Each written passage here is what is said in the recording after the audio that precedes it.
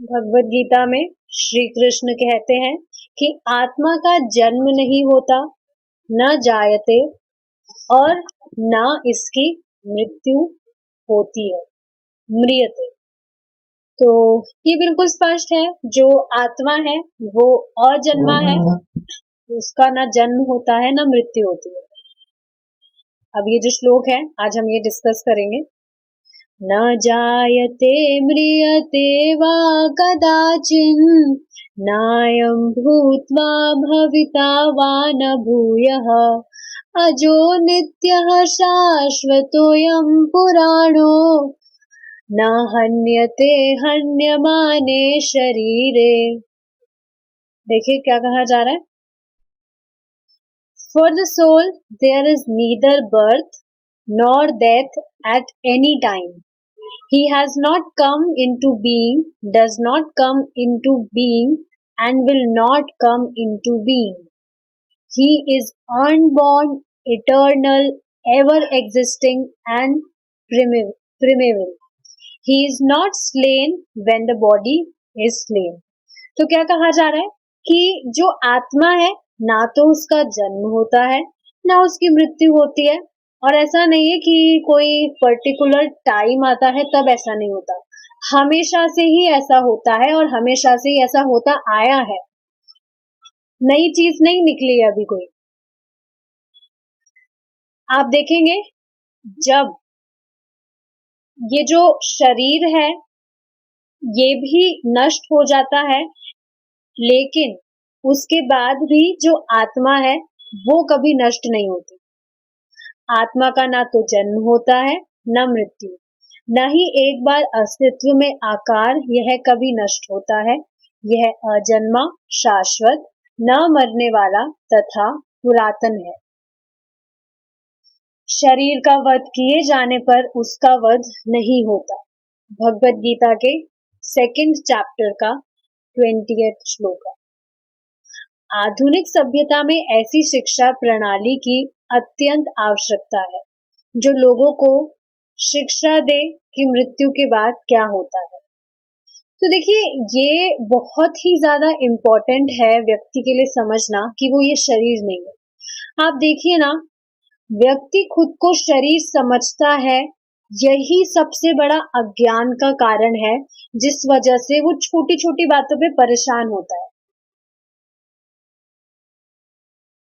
एक माता जी बता रही थी कि है ना, एक व्यक्ति है उनको कैंसर हो गया, तो अब हमें डर है कि हमें भी कैंसर ना हो जाए। उनकी मृत्यु हो गई कैंसर के कारण। तो अब ये तो जरूरी नहीं है सामने वाले व्यक्ति को कैंसर हुआ है तो हमें भी कैंसर हो और कल ही हो। तो ये सब इस वजह से व्यक्ति भय में रहता है क्योंकि खुद की पहचान शरीर से करता है, जबकि पता है कि हम तो कभी मर ही नहीं सकते हैं, कभी भी नहीं मर सकते। लेकिन ये कैसे पता लगता है? जब नॉलेज लेते हैं तभी व्यक्ति को ये चीज पता लगती है, अपने आप नहीं पता लगती है। और आप देखेंगे भक्तों को भय भी नहीं लगता है। अच्छा, भक्तों को भय नहीं लगता है तो ठीक है, पिस्तौल निकाल के अभी देखते हैं, पिस्तौल निकालते हैं, भय लगता है या नहीं। ज्ञान के आधार की बात हो रही है। ज्ञान व्यक्ति लेता है तो भय नहीं होता है उसे, क्योंकि समझता है वो कि मैं ये शरीर नहीं हूं। स्पष्ट है ये चीज। जिस तरह से आप देखेंगे, जैसे कोई डॉटर है, उसके फादर की पोस्टिंग होती रहती है। आज कश्मीर में पोस्टिंग हुई है, आज दिल्ली में पोस्टिंग हुई है, आज वहां पोस्टिंग हुई है, यहाँ पोस्टिंग हुई है। उसी तरह से हमारा जो आत्मा है, इसका पोस्टिंग होता रहता है अलग अलग शरीरों में, कर्म अनुसार। ठीक है। और आप देखेंगे दूसरे एग्जाम्पल से समझा जाए, जैसे जो भक्त हैं वो कुछ टाइम के लिए प्रसादम हॉल में एकत्रित होते हैं प्रसादम पाने के लिए, और फिर बस चले जाते हैं और वापस मतलब चले जाते हैं जैसे उनका काम कंप्लीट हो जाता है प्रसादम खाने वाला। तो इसको इस एग्जाम्पल से भी समझा जा सकता है। स्वयं हिरण्यकशिपु ये चीज कह रहा है तब आप सोचिए जब राक्षसों को ये चीज मालूम है, तो जो मनुष्य है, जो भी स्क्रिप्चर्स पढ़ रहे हैं, शास्त्र पढ़ रहे हैं, उनको तो पता होना ही चाहिए ये चीज। तो कभी भी आप देखेंगे, ठीक है, जो भी भक्त है वो तो शास्त्र के आधार पर शास्त्र फॉलो करके सारी चीजें समझ रहे हैं, लेकिन जो भी तथाकथित रिश्तेदार है, उनको ये चीज पता नहीं है। वो यही समझेंगे कि आप बहुत बड़ा टाइम खराब कर रहे हैं। कभी भी ऐसे रिश्तेदारों की बात नहीं माननी चाहिए। प्रभुपाद जी देखिए खुद इस चीज को कहते हैं कि अगर अच्छे से व्यवस्था हो गई है, धन की व्यवस्था हो गई है, तो कभी भी इन चीजों में पड़ना ही नहीं चाहिए। कोई भी व्यक्ति है अगर बाहर भी काम करता है तो ताकि सर्वाइवल हो सके उसका, इस वजह से। लेकिन अगर अच्छे से व्यवस्था हो गई है, दिख रहा है कि अब काम करने की आवश्यकता नहीं है, तो नहीं पड़ना चाहिए उन सब किस्सों में। टाइम बचा के भजन करना चाहिए जितना हो सके उतना। और आप देखेंगे, हम, ठीक है, बाकी टाइम याद नहीं होता है, लेकिन जब क्लास लेते हैं तब कम से कम एक क्षण के लिए तो दिमाग में चमकता है कि हम आत्मा है, हम ये शरीर नहीं है, क्लास के टाइम एटलीस्ट। तो वास्तव में वर्तमान शिक्षा प्रणाली अत्यंत दोषपूर्ण है, क्योंकि जब तक कोई यह नहीं जान ले कि मृत्यु के पश्चात क्या होता है, वह एक पशु की ही भांति मरता है। आप खुद बताइए, क्या कोई सामर्थ्य जुटा पा रहा है ये देखने के लिए, पा सकता है ये देखने के लिए? क्या चीज कह रहे हैं प्रभुपाद? जब तक कोई यह नहीं जान ले कि मृत्यु के पश्चात क्या होता है, वह एक पशु की ही भांति मर जाता है।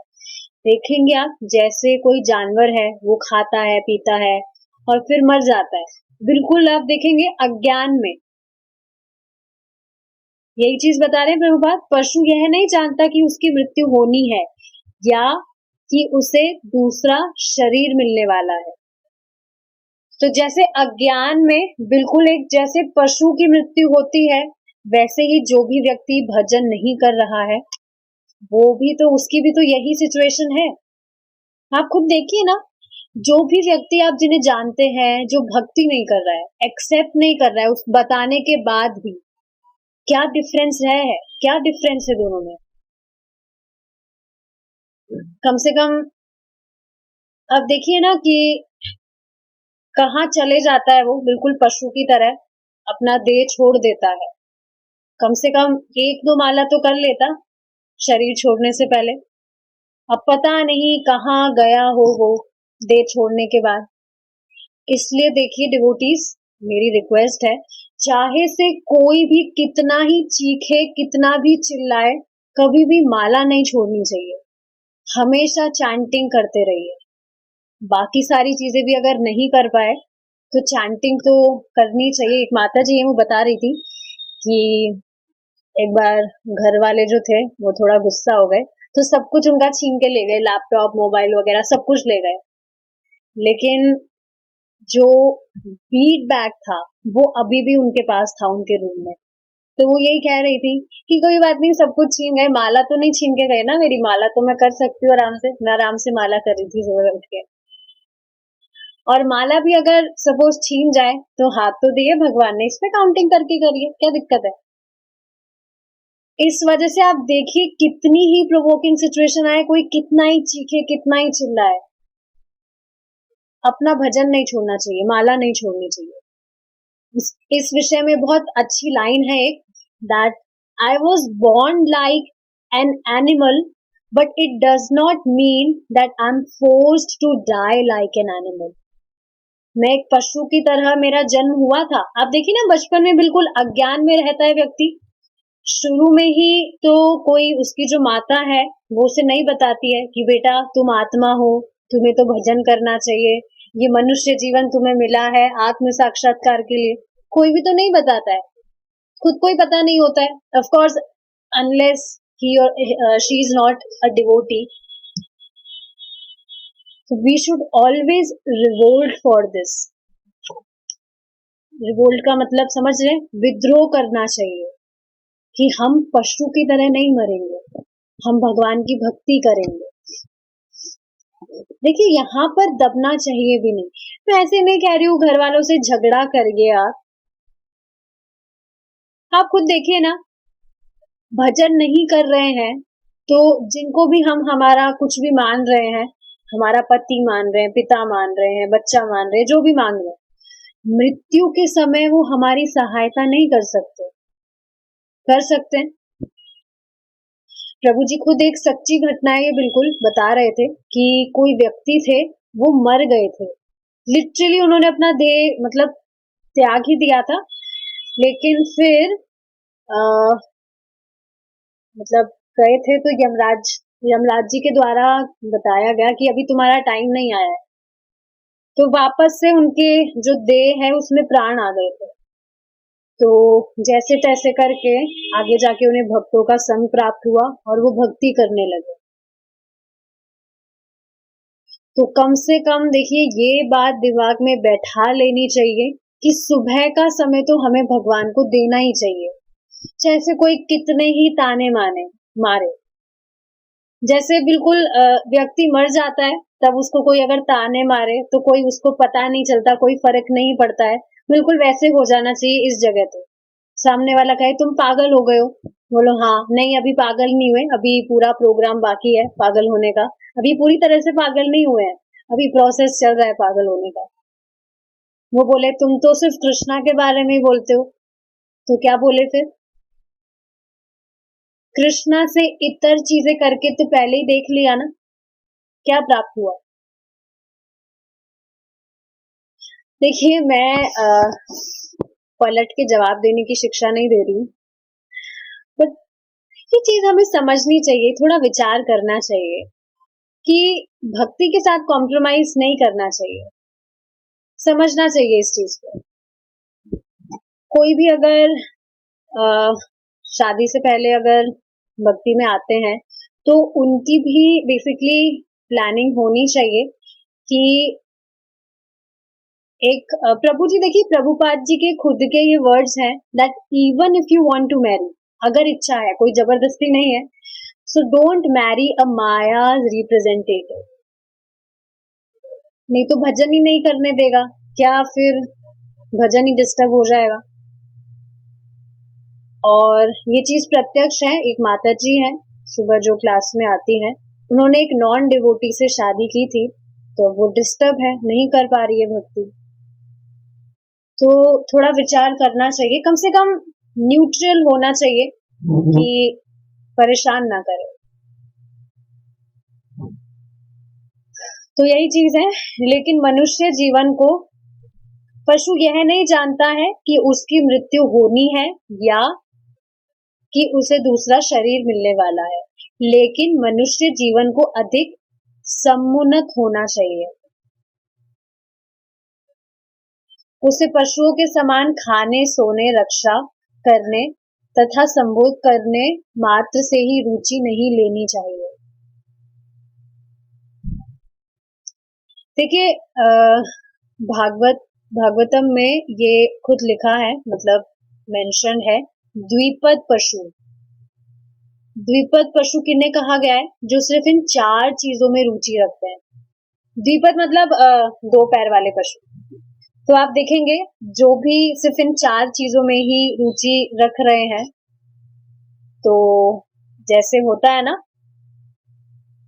सीरियल्स वगैरह में होता है ये कि कोई व्यक्ति है, उसके चेहरे पे आप कोई पशु का चेहरा लगा दीजिए, वो बिल्कुल वैसे है अगर वो भक्ति नहीं कर रहा है तो, और इन 4 चीजों में रुचि रख रहा है। भागवतम में मेंशन है ये द्विपद पशु। ऊपर गधे का मुंह लगा दिया या कोई भी पशु का मुंह लगा दिया, उसे पशुओं की तरह इन सब चीजों में रुचि नहीं रखनी चाहिए। कोई व्यक्ति के पास खाने के लिए काफी मात्रा में खाद्य पदार्थ हो सकते हैं, सोने के लिए अनेक सुंदर भवन हो सकते हैं, विषय भोग के लिए उत्तम प्रबंध हो सकता है और सुरक्षा के लिए अच्छी व्यवस्था हो सकती है, लेकिन इसका अर्थ यह नहीं है कि वह मनुष्य है। तो आप सोच लीजिए जिनके पास में भी ये सब सुविधाएं हैं, सो कॉल्ड सुविधाएं, इसका अर्थ यह नहीं है कि वो मनुष्य है।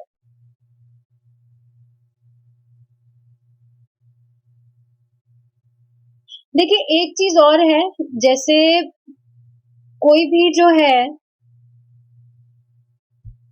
इस पे बेसिकली ये क्वेश्चन करना चाहिए व्यक्ति को कि आप देखिए ना, कोई भी व्यक्ति जो है वो मरना तो नहीं चाहता है, सब मरने से डरते हैं। तो इस चीज पे विचार करना चाहिए कि मैं मरना नहीं चाहता हूँ, पर फिर भी मृत्यु आनी ही है, तो क्या मैं इस चीज से बच नहीं सकता हूँ? इस चीज पे क्वेश्चन करना चाहिए। और एक और चीज क्या है, सिर्फ क्वेश्चन करने से नहीं होता है, क्वेश्चन करने से काम नहीं चलेगा, सिर्फ उस पे वर्क भी करना होता है।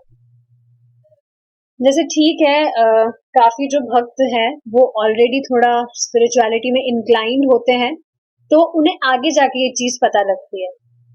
एटलीस्ट मेरी बात मैं बता रही हूँ, मुझे आगे जाके पता लगा था कि अरे दुख भी होता है, लिटरली, जबकि पता है शुरू से कितना दुख झेलते हैं, बट जब नॉलेज ले रहे हैं तब पता लगा अरे दुख भी होता है, हाँ जरा जन्म व्याधि ये दुख तो है, बहुत बड़ा दुख है। नॉलेज लेने से समझ आया। जबकि जो व्यक्ति है हमेशा से इससे पीड़ित रहता है।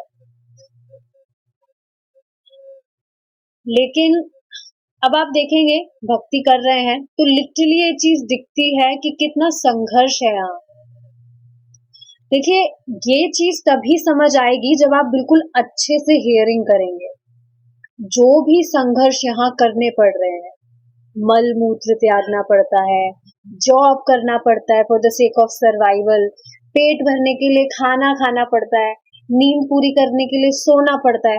आप देखिए ना, कभी रात को लेट हो जाता है तो सुबह कितना डिस्टर्ब हो जाता है, जब सुबह नींद खुलती ही नहीं है। लेकिन ये सब जो भी संघर्ष है ये भगवान के धाम बिल्कुल भी नहीं है, बिल्कुल संघर्ष फ्री लाइफ।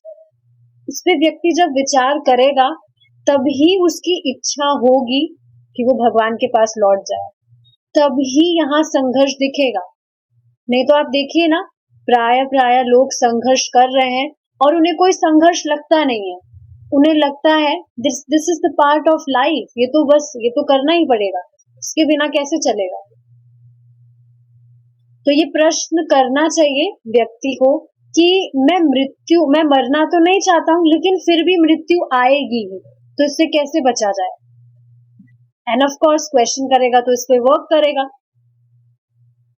आगे प्रभुपाद जी देखिए क्या कह रहे हैं कि किसी के पास में भी बहुत सारी सुविधाएं हैं, बहुत अच्छी व्यवस्था है, लेकिन इसका अर्थ यह नहीं है कि वह मनुष्य है। अब ये चीज क्यों बोली जा रही है, आप देखिए ना कि जो भी व्यक्ति है वो सिर्फ पेट भरने के लिए 12-12 घंटे काम करता है और फिर भी ये क्वेश्चन नहीं करता है कि पेट भरना क्यों है। महाराज जी इस पे बहुत अच्छी बात कहते हैं कि कोई भी व्यक्ति जो है गाड़ी में पेट्रोल डलाता है तो क्या इसलिए डलाता है ताकि उसे वो फूंक कर आए बाहर। जैसे आप पेट्रोल पंप पे जाइए और अपनी गाड़ी में आप पेट्रोल डलवाइए, वो पूछेगा क्यों डलवाना है पेट्रोल, मुझे जो पेट्रोल है वो फूंक कर आना है, बस ऐसे इधर उधर घूमना है ताकि पेट्रोल मैं जला दूं। तो क्या ये कोई बुद्धिमानी हुई।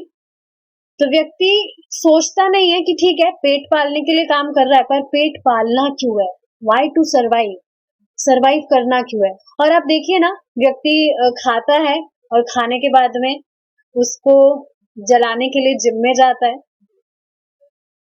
होता है नहीं होता, ये पहले तो खा लेगा खूब फिर उसी को जलाने के लिए जिम में जाएगा। मूर्खता ही तो है ये। और अभी आप देखेंगे जो भी मतलब एक प्रॉपर डाइट फॉलो करता है, लाइट खाता है, उसको लिटरली एक्सरसाइज की कोई नीड नहीं है। ये प्रैक्टिकल चीज है, मैं खुद पहले बहुत एक्सरसाइज वगैरह करती थी, बट अब नीड ही नहीं होती है। अनकंफर्टेबल नहीं लगता है कि हम खुद को ही नहीं जान रहे हम कौन है, हमारी वास्तविकता क्या है, बिना मतलब की चीजों में लगे रहते हैं बस। और आप देखेंगे जो भी मनुष्य प्राप्त करने के लिए जो भी चीजें कर रहा है, ये 4 जो भी सुविधाएं हैं, आहार, निद्रा, भय, मैथुन, इसके लिए जानवरों को तो ज्यादा मेहनत भी नहीं करनी पड़ती। That's quite amazing. बहुत अधिक मेहनत भी नहीं करनी होती है। तो फिर जो मनुष्य है वो तो पशुओं से भी नीचे स्तर पर है, इसका अर्थ तो ये है। उनको तो मेहनत भी नहीं करनी होती, आराम से सब कुछ मिल जाता है। आप देखिए ना, जो गाय है उनको कुछ मेहनत नहीं करनी होती। हाँ, वो जो खाने के लिए घास वगैरह है वो मनुष्यों के कारण ही कमी पड़ गई है। उनको खाने के लिए पेड़ वेड़ काट देते हैं। जो सभ्यता इन कार्यों पर आधारित हो उसे पार्श्विक सभ्यता समझना चाहिए, क्योंकि पशु भी इन्हीं कार्यों में रुचि लेते हैं। तो देखिए, इस पे प्रभु जी एक लाइन कह रहे थे, थोड़ी हैवी लाइन थी ये, बट मेरा कर्तव्य है मैं उसको रिपीट करूं। प्रभु जी बता रहे थे कि आप सोचिए, जैसे बारात जा रही हो। किसकी बारात? शादी की बारात नहीं, कुत्तों की बारात जा रही हो। तो उसमें आप देखिए, उनके टैग लगा दिया जाए गले पे, जो पट्टा होता है उस पे टैग लगा दिया जाए, IAS, MBA, IS, या जो भी जितनी भी डिग्रीज है उन सब का टैग लगा दिया जाए, और वो जा रहे हैं। तो बेसिकली प्रभुपाद जी का तात्पर्य इसी से तो है, जो भी जितनी भी बड़ी बड़ी वो डिग्रीज ले रहे हैं, क्यों ले रहे हैं? सोच रहे हैं कि हम ये जो 4 चीजें हैं, eating, mating, sleeping and defending, इससे करके संतुष्ट हो जाएंगे। मैंने ये चीज बताई थी आपको, प्रभु जी ने बताई थी कि एक व्यक्ति है, वो राधा कुंड के पास में चने बेचते हैं और वो दिन के 10,000 रुपीज अर्न करते हैं। उन्होंने तो कोई डिग्री नहीं ली है, but still he is earning so much. और आप देखेंगे फुल टाइम वर्क नहीं करते, बस थोड़ा कुछ काम किया और काम करके बस चले जाते हैं। तो देखिए, शुरू में ही अगर व्यक्ति को ये चीज मतलब नॉलेज दे दिया जाए कि कैसे अर्निंग कर सकते हैं, तो इतना इतना घंटे काम करने की जरूरत नहीं है, और सर्वाइवल के लिए तो इतना ज्यादा काम करने की बिल्कुल भी नीड नहीं होती है। इस चीज से तो मैं बिल्कुल एग्री हूँ। जितनी आवश्यकता है उससे अधिक व्यक्ति धन अर्जित करने में लगा है, इस वजह से इतना इतना टाइम देता है। तो ठीक है, आगे का जो टॉपिक है वी विल कंटिन्यू टुमारो। हमारा टाइम समाप्त होता है। श्रील प्रभुपाद की जय। निताय गौर प्रेमानंदे। हरि बोल।